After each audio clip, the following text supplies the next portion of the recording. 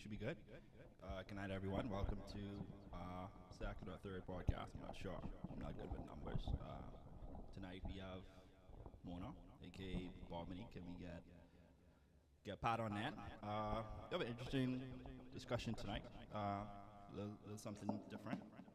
Um, Me and Pat had a conversation last week, and we were talking about relationships. And the question was, what does it take to make a relationship work in these days? And the question was asked, is love enough? And so we posted a poll on Facebook, and 96% of the people that responded to the 96% of the people that responded said love is not enough. That was a lot. Yeah, That was a lot. most of them saying Many love is people not hurt, it's not enough. hurt bad. So, Mona, what do you think? Do you think love is enough to make a marriage or a relationship work? Mm, it should be enough. Should be enough. Yeah. What do you mean? Should be enough. Okay, so love is this foundation to is good foundation to just about any relationship that's romantic or not. So it should be all that's needed because if you love somebody, you cherish them, you want what's best for them, you want to take care of them, you respect them, you value them. So it should be enough. But now we money hungry, so and want other things, have other priorities. Yeah. But what do you think on this? I mean, hey, listen, I love love, right? And I do believe that love is enough. I really do. Of course, I want to come from a biblical standpoint with it. Um, the very popular scripture of 1 Corinthians 13:4 to 8. Where it talks about love is patient, love is kind, and all that other good stuff. And I feel that I'm not overly religious, um, but we have I have been brought up in a Christian household, and we live in a quote unquote Christian nation, and so I'm really curious to know of the 96% that voted no, how many of them really abide by or would call themselves Christians or believers. But I do feel as though if people were to go through that particular scripture and really study it word for word, then they can actually get to the point of true love and actually love being enough. Okay. So, you think if we apply the definition of the Bible to what we call love today, then love would be sufficient? I think so. But see, the thing too is, I think love being enough would come more when you get deeper into a relationship with somebody. Reason being is because you can have the nice house, you can have the car, you can have the financial stability, you can have all of that stuff, right? A lot of people in relationships, men and women nowadays, they want security, right? But what we what we fail to realize is these securities can be taken away from us in an instant, you know and so like you could lose everything in an instant. You could go out there and get in a car crash and your health is basically gone. And so if you have what, let's say, a significant other that truly loves you unconditionally, no matter what happens to you and that person, you're going to find a way to work through it. You're going to find a way to figure it out. But is that love? I mean, finding a way to figure it out is compromise. Is that necessarily love? um, if compromise is love, Yes. again, if you go to 1 Corinthians 13 and you study that word for word, you will find that, yeah, love takes compromise, love takes sacrifice. And this is why I feel as though if everybody that's in a relationship was to just take that step of reading that verse or that scripture and studying that scripture, that they can find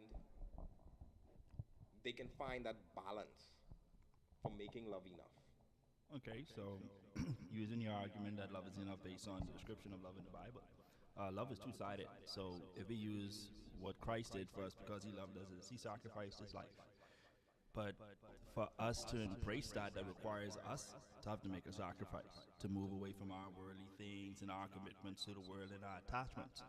So in my view, for love to be enough, love has to be reciprocated, has to be equal. It can't be one-sided. One person can't be in love and it be enough. I think it has to be reciprocated. The other person has to meet the person on the same plane. I think if those things are mismatched or what we call unequally yoked, I think it is a horrible experience. And if we use the Bible as an example, if we meet Christ where he wants us to meet him because of love, that's a beautiful experience. And I think it's the same thing with relationships being romantic is if we love someone unconditionally and they can truly love us back unconditionally, then that's beautiful. And I think that's the only instance when love will ever be enough. Hold on. Valid. Yeah, that's pretty valid. Pretty valid. Wow, that was a mouthful just now. No pun intended. Um, I guess I'll say, and listen, I'm not a preacher, I'm not a theologian, I'm far from it. But when we talk about love, the instruction in the Bible tells a man to love as Christ loved the church, right? Nowhere in the Bible, and correct me if I'm wrong, does it say that a woman or a wife is to love a husband. It says that a wife should submit. But on the argument of submission, the only way that a woman can submit to a man wholeheartedly and then show that love is if he loves her the way that Christ loved the church. And when you look at 1 Corinthians 13, verses 4 to 8, you will understand what love is and how you are supposed to love. And then But are, that love being enough there, you know? but are we talking about the same type of love? I mean, because the Bible was clear when it differentiated the type of love, right? There's the love of family, then there's a romantic thing. There's these different type of love. Do we take that one description and apply that across all the spectrums and assume that that's applicable to all type of loves? At the end of the day, every human being is different. We all have our different dynamics. Every relationship is different. So we have this young lady here. You could be in a relationship with her, and the dynamics would be totally different from me being in a relationship with her. Because how you see things, how you view the world, how you view life in general, and how a relationship should function is going to be totally different from what I'm accustomed to or what I'm prepared to give. So at the end of the day, in this day and time, and how people and family and just basically the structure of how we communicate and deal with each other these days, it's changed a lot from back in the day. And so now is just a matter of you finding the balance. It may not necessarily, sadly, in this day and time, no, it's not enough because I think so many people are so damaged and they've never truly experienced love. Everybody nowadays, when you look at, I'm almost certain that if you look at a lot of relationships right now, and if you people who are watching, if you look within your relationship, a lot of people on survival right now, babe. A lot of people on survival right now in their relationships, and so they're not even really focusing on love and how to build this relationship to something better. And so let's go back to the initial question, because now it sounds like you're moving away from your position that love is enough.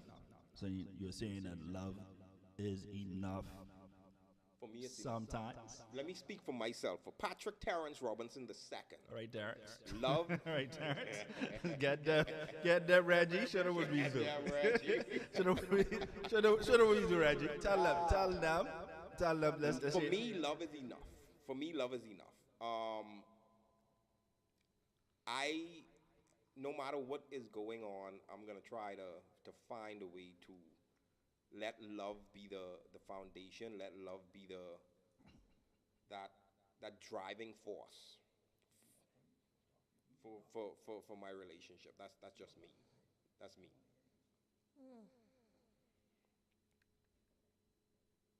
Okay. I mean, this morning you've been really quiet. I'm not used to women being quiet. Wow. So I don't know if you're intimidated sitting next to this light skinned fella here, but don't let him intimidate you. These light skinned fellas ain't in season. All right, they definitely ain't in season. Hey, you light skinned too, babe? No, so I am definitely bird camera. See, look at us next to each other. That's the light. Look at That's that. just poor lighting that makes me look a little lightish. But I promise you, I'm bird camera. So Ms. Mona, tell us. I really want to know your perspective on this. Do you think love is enough? Why is it or why isn't it enough? Okay, so yes, love is enough. I still stand on it should be enough in whatever relationship. I was listening to Pat talk about the Bible, and the Bible talking about oh my God, you hear that? 1 Corinthians? Asthma. Yeah. How a man should love his wife, and how a woman should respect and submit to her husband. And I think, like, yes, but the time that we're in right now, I think a lot of people get into relationships while being broken, while not understanding the dynamics of what it is to, one, be a husband and also be a wife, Right. So we just have a lot of broken people that, like you said, have not experienced love, don't know how to love, get into relationships with other broken people, and then break each other up some more, Yep. right? But if, right, a lot of trauma, everybody has trauma though. Everybody, it's a human Hey, listen, experience. therapy is not bad, people. You know, Please try it out. Go do some therapy. Try it out. It's awesome. Therapy ain't bad, but therapy expensive. Well, I mean, we need to get some therapists on board. Then we need to, you know, Therapy ain't bad, we- but therapy is expensive. yeah. So continue on. Teach us. You think a woman should submit, and you think the man is supposed to love. I think everybody should know the 5 pillars of love, which is friendship, trust, loyalty, respect, and what it is, communication. I think it's something else I'm missing. I can't count that well. I went to a government school in Alabama, so y'all please forgive me. Our schools were not as good as now, so. But fewer people don't come for me, try to try. But I think it takes a combination of things to make love what love is. So for love to have value, it has to have sacrifice. And even if you go back to the biblical description, it comes with sacrifice, and compromise, and understanding, and forgiveness. And love keeps no record of wrongdoing. I don't know one behemoth that doesn't remember when somebody wrongs them. I don't know. I can't think of a single person. I don't know one person in my life that can honestly forgive and forget. I think we learn to forgive, but our culture doesn't teach us to forget. Hey, and if One's been you quite shy. if you read in that scripture too, it says that love is unconditional. Yeah, Yeah. I was about to touch that as well. Yeah, love is unconditional, but what does it mean? God. Okay, so back to the brokenness, right? We haven't like looked within ourselves to fix some of the things like childhood trauma and etc. to try to even love someone unconditionally. Most of the time, people don't even know how to love themselves. So then you come into the picture. How am I then to love you unconditionally when I look in the mirror and I don't love me? So backtrack. When it talks about unconditional love, we're talking about trusting somebody, being respectful, being forgiving, not keeping record of wrongdoing. All of that is God's love for us. How are we then? This is a good question. How are we then supposed to practice unconditional love? Patrick, I ain't gonna answer to that. No, how do you practice unconditional love? I don't. You have to always be self-aware. You have to always be aware of your responses to people. We and this is something not that I coined today, but at the end of the day, this show is called Let's Talk. Let's listen, not to reply, but to understand. Right. And so at the end of the day, we have to when we get in, let's call it conflicts with our partner, rather than jumping to just chewing their head off, bring the temperature down, and talk in a loving way, like, try to understand why, what angle, or where was this person coming from, what were they going through at the time, why they did something this way, why they did this thing this way. And so it's like, it's by just simple communication, calm communication, like that in itself works wonders in a relationship. It But- works wonders. So, yeah. Is what we call calm now, because that a term is relative. So what I consider to be calm may not be what you consider to be I go calm. look up what calm is in the dictionary. Man, we don't always trust Webster, because Webster has some definitions that don't really make sense or are not applicable to our environment or our society, right? I mean, it depends on the way that we were raised and what we were conditioned to. Those definitions change. So, what you call in calm may not be calm for someone else, and what you call in to be understanding may not be understanding. And for some people, what they call forgiveness is not really forgiveness. So, how do we reach this common ground where, I guess, we all on the same page? How do you get on the same page with that person to say, I'm going to show you love?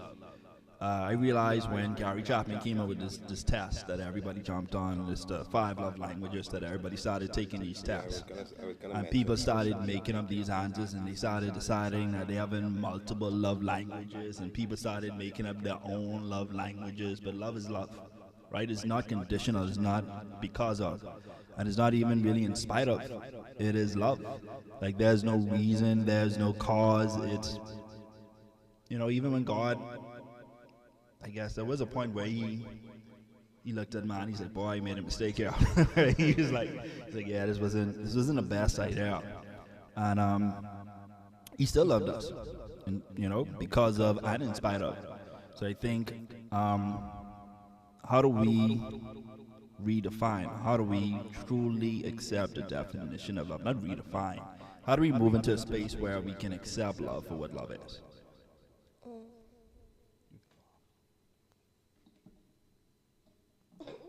me. Good. No, I'm not.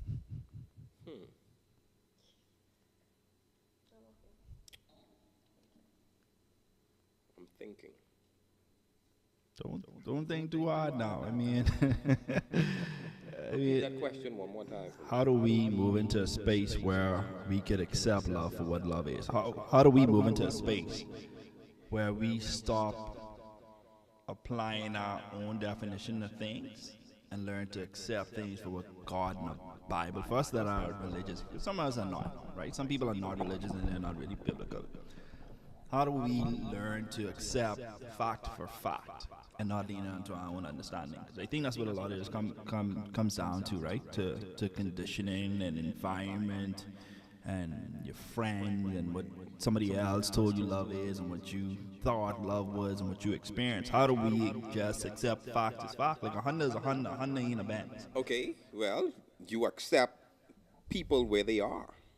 You meet people where they are, and you learn to work. If you truly care about this person, if you truly love this person, then you try to understand where they are at in their situation, and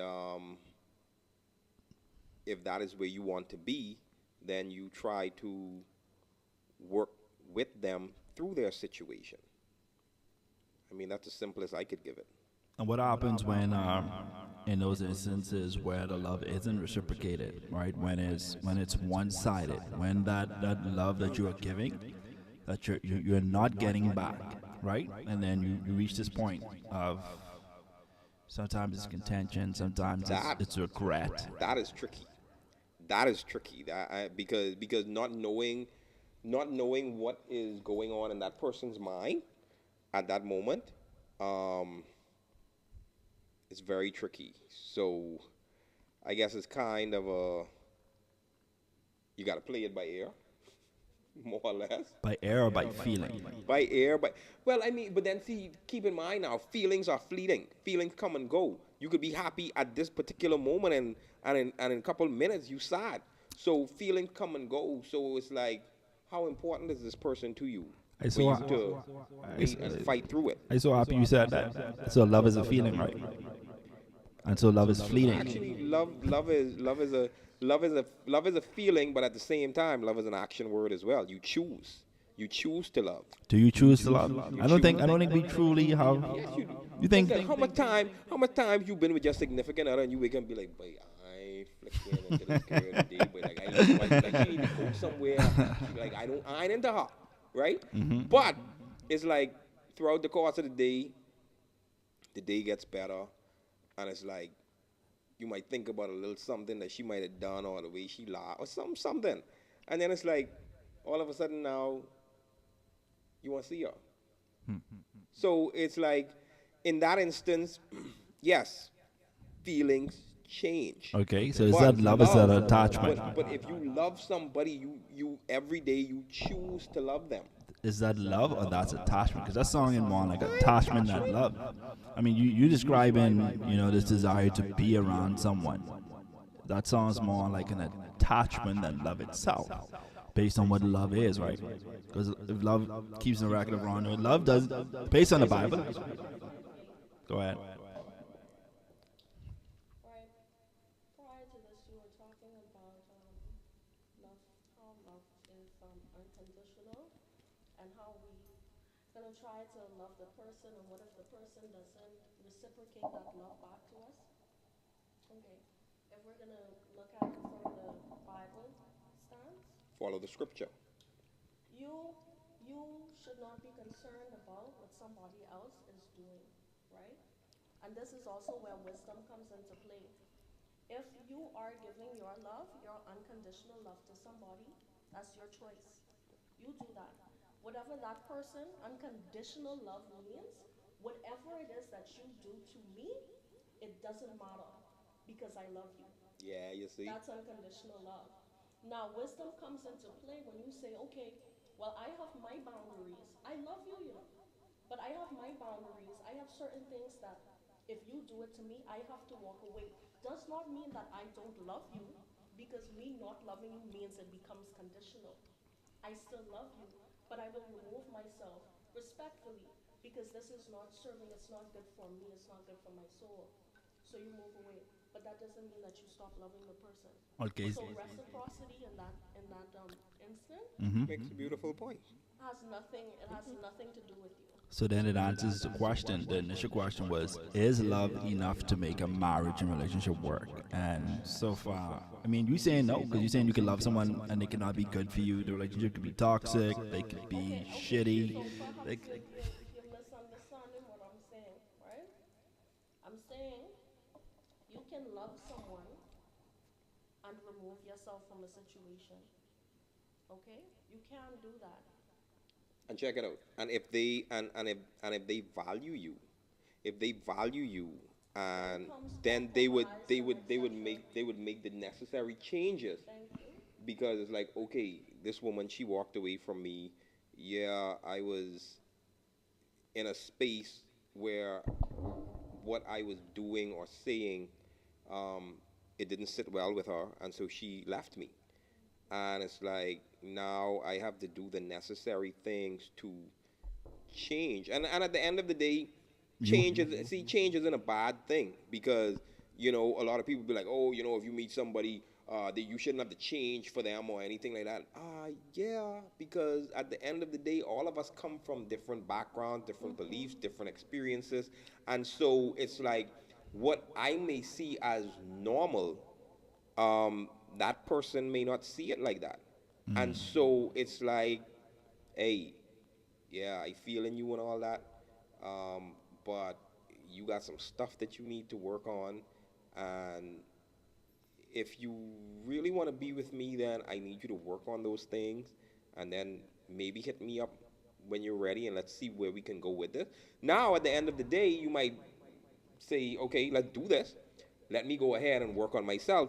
But at the end of the day, too, you have to realize that when you get to that space where you are more or less healed and ready to move forward, that person may have already moved on as well. Is that So love? there is a risk. There is a definite risk, but at the same time too, it's like if you value somebody and they need you to make certain changes, then you should be willing to do that. So if you love someone and love is enough, should y'all have broken up in the first place? I mean, that's my question. That's a question. Like, if you both love each other unconditionally, then why would you break up? Because it happens. Sometimes you need to. Sometimes I guess you need to feel that absence to.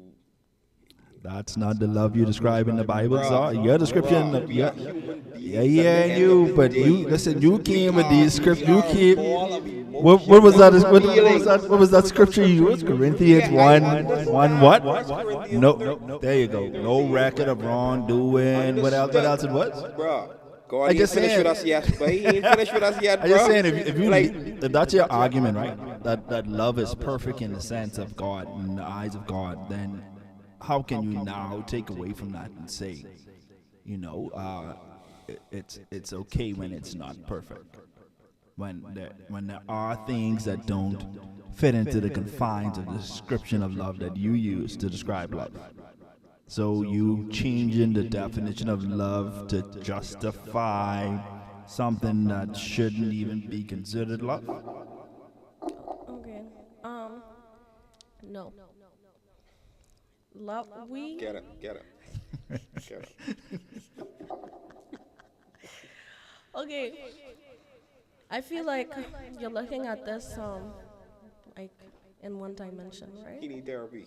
Absolutely. It's expensive. Do we have therapists and counselors? No.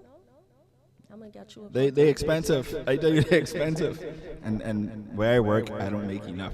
So if you are watching, you need a little ass, need a little thing. Yeah. Then I can afford to get therapy. But you can't use the therapy thing on me for him changing his talks when he framed love to be this perfect thing. And then he goes on and says they broke up because something didn't work, or he was saying or doing something that wasn't right. Under the description of love, that should have been forgiven and forgotten. There shouldn't have been separation. There shouldn't have been a breaking up. There is no breaking up in love. Christ doesn't break up with us. He doesn't say, one day you are so disrespectful to me, and you are just going to go contrary to my word that I am going to break up with you. That's not what happens. Okay. And if it's the love that I'm thinking about, that it's equal and both people are in love, and it's not I like you more and I love you more, right? That is this reciprocated thing. Then there's no breaking up. You mad, you sleep on the chair in the front. You know breaking up. We mad. We are mad. That's it. We Go to mad. the next room. Go to separate You don't room. even gotta sleep at the foot of the bed. You can't sleep in the front room because I can miss you too much. I can sleep on the floor. I can sleep on the floor in the room, on the outside of the bed on the ground. I can't sleep in a different room Hey, away from right you. next to you, I could just put my hand up in the bed and just touch Just you. touch me. You know, when you snore, I need to nudge a little bit like baby, you're snoring, you know, but no, I think if it is this perfection that the Bible describes, and I don't know any other word other than perfection, then there's no breaking up, there's no separation, there's no disagreements, because that's the human element in it. But the God element in love is perfect. So I cannot accept saying we can break up and we can separate and we need time. That's not love. That's deception. That's a contract, right? Like we enter contracts with people that we call love. And men, I realize men are more guilty of this than women, that we enter these relationships with these contracts in mind. And these women will love us because we can buy them things or we can take them nice places and we can make them feel a particular type of way. And then we get this emotion that is like love back from them. But that's a contract. That's not love. And I think we need to reach a point where we are mature enough to know the difference between being in a contractual relationship and actually being in love. I wish we were all mature enough or reached a point where we have self-awareness to differentiate these things, to know that this here is attachment and this is not love. Because I think attachment and love can feel alike. And, you know, attachment can be really strong. Attachment can outlive love in some instances, but I think we really need to reach that mature level that we can see the difference between attachment and love. True. Very true. I agree. We agree there. Good. So you're saying love is not enough? Listen, I say for me, love is enough, all right? I just, for me, I I know how to navigate this thing right. I just want to make sure. It's been 40 minutes. We should have been done 20 minutes ago. We have 5 more minutes, and we'll call this a wrap. The idea behind this was we didn't want to do the typical podcast where people just say what they think people want to hear, hoping for a viral moment or to be popular. You know, I don't want to knock them on podcasts, but I see a lot of guys doing podcasts where they just pandering to women. They're just saying anything that is popular to women, and they want their panty coupons to go up. So, you know, women like, oh, he's so intelligent and emotionally mature that I'm going to message him. And yeah, that's definitely not what this is. I am in no means, shape, or form an expert on anything other than how to mess up and destroy relationships. I say this and I stand behind this. I've found 101 ways to destroy relationships. I have mastered the art of failing. And I am aware of what it is that I do and why I do what it is that I do. And a lot of it is self-sabotage. And the most basic thing in life and the number one rule of nature is self-preservation. We want to survive. And I realize, and this was a weird thing for me, talking to friends about trauma is such a regular thing in this country. Like, we at a point where everybody has been through trauma. Like, I don't know a friend or a coworker that hasn't experienced some level of trauma. And we don't believe in getting out. Right? They look down at you. You go see a therapist, they think you're crazy. They that nigga crazy. That nigga in the silence. I want to get my bag of potatoes or whatever they say you get when you turn people into silence. And I wish we could move beyond this point as individuals, that we become mature and aware enough and self-aware enough to accept our flaws. So you could don't be like me now. Don't have 101 ways to destroy relationships. Maybe 90 is okay, but 101 is excessive. But 41 years on earth, I've mastered the art of failing. And one of the biggest things that I take away from that is I only need to succeed once. I only need to find her once. I only need that one true love, that one relationship that stands the test of time. And that's what encourages me to keep moving forward and trying and not giving up. Is even with 101 failures, I only need to succeed once. We're not perfect.